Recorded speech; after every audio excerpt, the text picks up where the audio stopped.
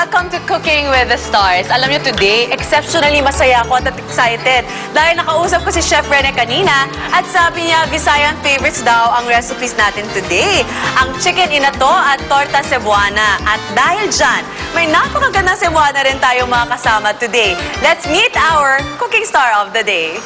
Taglay niya ang ganda ng tunay na Pinay. Mapa-acting man o hosting, di siya sasablay. Kapuso leading lady na mula sa Cebu City. Kaya if you're ready, say hello to Isabel Oli. Hi, Isabel! Hi, Grace! Hello, hello! Hi! Dahil Cebuana ka, dapat i-greet mo ang kapuso natin in Cebuano. Maayong adlaw sa inyong tanan, mga Bisaya. Hello, mga kapuso natin dyan. Turuan mo kaya kami ng basic Cebuana habang nagluluto tayo? Ay, oo naman. Pero dapat, turuan nyo din ako ng special recipe nyo ni Chef. Of course! Okay. Ayan. Kaya nga, Chef Rene, kumusta naman kayo dyan sa pag-shopping mo ng ingredients natin? Okay, sa ating chicken na to, gagamit tayo ng Magnolia Fresh Chicken and Star Margarine. Okay, sa pangalawang recipe, gagawa tayo ng torta cebuana. So, gagamit tayo ng Magnolia Nutri Oil and Magnolia Gold Butter. Tara, luto na tayo. Ayan, Chef, ang dami mo namang dala sa amin. Hello, Chef! Oo, parang dati, diba, Chef? Mobile Chef Cuisine. Rene. Mobile kusina pa. Nako, Okay. tagal na nun. Gawin na natin ang ating chicken na to. Yes. So, ang gagawin natin dito, so papakita ko sa inyo yung basic cut ng ating chicken na to. So, dito, the whole chicken ang gagamitin natin. So, mula dun sa wings hanggang dun sa leg. But basically, ang magandang gamitin dito para sa akin is the breast chicken kasi mahilig ako sa malaman. Okay, so ang technique dito, so ikat nyo lang mula dun sa leg.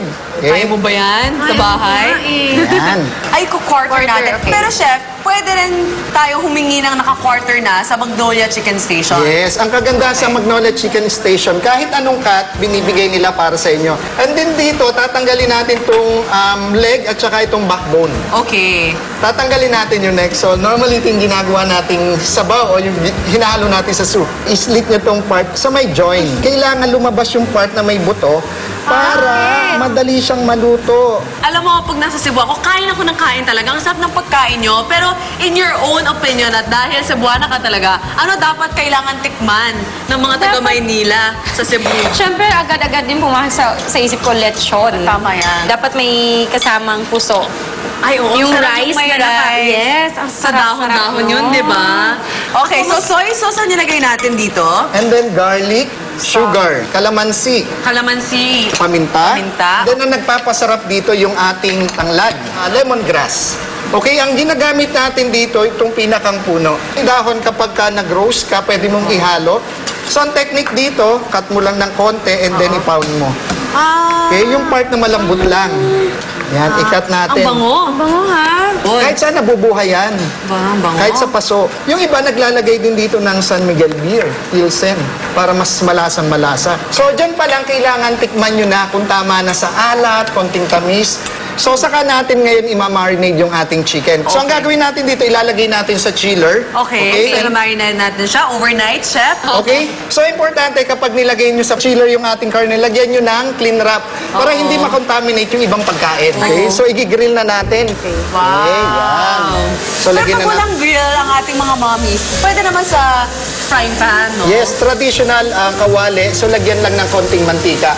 Pero mas maganda yan kung meron kayo yung tinatawag natin the traditional uling. Kasi Ay, yung, oo. yung kahoy kasi meron yung natural enzyme kaya mas malasang Iba malasa. pa rin yung Tsaka yung smoke galing sa uling, no? Yes. Iba rin talaga yung lasa doon. Ay, Chef! Para saan ba itong mga to?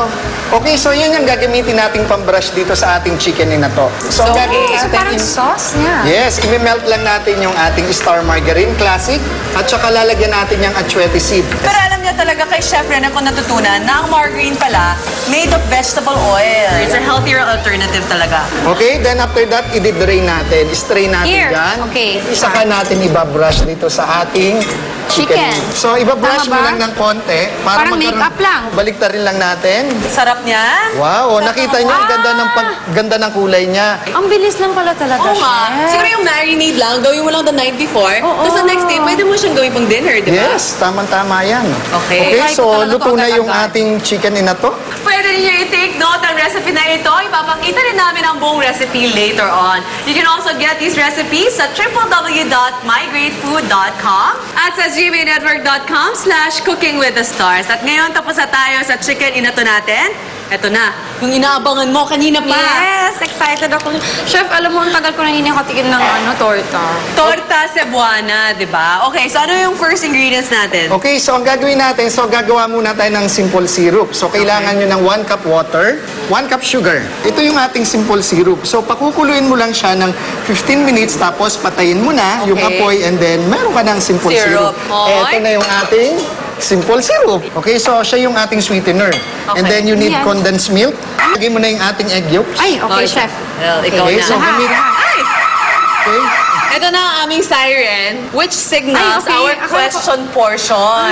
Pili ka ng Parang isang gusto ko to, question pero dito. parang hindi. Ito na lang. Let's crack the top. Andyan Ano yung ito? question for you. Sa Cebu, gumraduate ka with a degree in information technology. Paano ka nag-end up sa showbiz? Nag-modeling muna ako sa Cebu, tapos may naka-discover sa akin, tapos dinala ko dito, tapos after 6 months of modeling, walang nangyari. Parang sa ko, ay, ayoko na. Sabi ko, alis na ako. And then, day na nag-quit na ako. Oo, as a model. Yun yung pumasok yung first commercial ko. Nag-commercial ka na. So sa commercial, tapos na-discover doon ka. na-discover ako with Piolo Pascual. So ano nilagay nyo habang nag-usap kami habang dito? nag-usap kayo kanina, so nilagay ko dito yung ating Magnolia Gold Butter, melted. Okay. And then ang nagpapasarap sa ating torta Cebuana, itong anise seeds. Anise Ano seeds. yan? Bang mo. Anise seeds. Yan. So kakaiba okay. ito. Okay, so yun nilagay natin. Ay, ganyan pala. And then ang last, ang ilalagay natin yung ating Magnolia Nutri Oil. Bakit mo kailangan ilagay yung Nutri Oil, Chef? So para moist na butter? moist yung ating ano. Yan, At no? ang Okay, Nutri Chef. Oil natin, very healthy. And on top of that, there's a very high smoking point. So it's really ideal for baking, for cooking, lahat talaga pwede. At syempre, ang ating Magnolia Gold Butter, napaka-creamy, napakamalasa talaga. So ayan, that's it. Pwede na That's kayo. it. So ilalagay na natin dito sa ating natawag nating mamon molder. So Okay. lalagyan mo lang siya ng wax paper or Oo. baked paper. And then ibibake natin sa oven. So ibibake natin to 25 to 30 minutes at 350 degree Fahrenheit sa ating Chef. oven. Ayan. Okay? Bilis lang pala. Okay, so Sobra. pagkatapos lutuin, Okay. so papahiram pa natin to ng Magnolia Gold Butter. So using syempre our naman. pastry brush. Ay, So alam nyo, ano pag lang. pumunta ka ng Cebu, yan ang number 1 na pasalubong na binibili ko. Talaga? Yes. Lalagyan natin ng granulated sugar sa ibabaw. So ang torta Cebuana, para siyang mamon and butter cake combination. Yan. So ipi-plate na natin yung ating mga pagkain na Ay. ginawa. Bango nito? Wow! So ilang pirasong gusto nyo? Dalawa? Isa lang? Ay, Apat. dalawa po. Ah, okay. Tig-isa. Tapos lagyan natin ng rice. Ayun yun eh. Mas masarap kasi, no, yung Yan. combination. Alam mo, ang sausawan nito, ang nagpapasarap yung ating patis with calamansi. Calamansi. So alam nyo, pagka doon ka kumain, kakaiba ang pag-serve ng calamansi. Alam nyo kung saan Paano? nakalagay? Po. Nilalagay niya sa gitna. Tikman na natin ito. Sige, ang dami ah. Galawin na ako. Oo. Grabe, oo chef, ito talaga yun. Ito yun. So, ganyan talaga yung lasa ng ating... So, kung pumasa ka sa Cebuana, talagang original na original ang recipe mo. Ito talaga yun.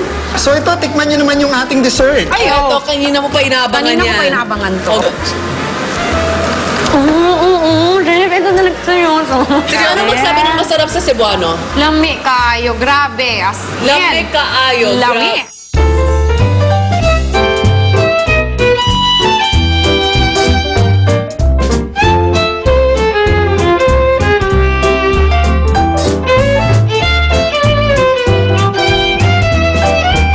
For a copy of the recipe, please visit mygreatfood.com.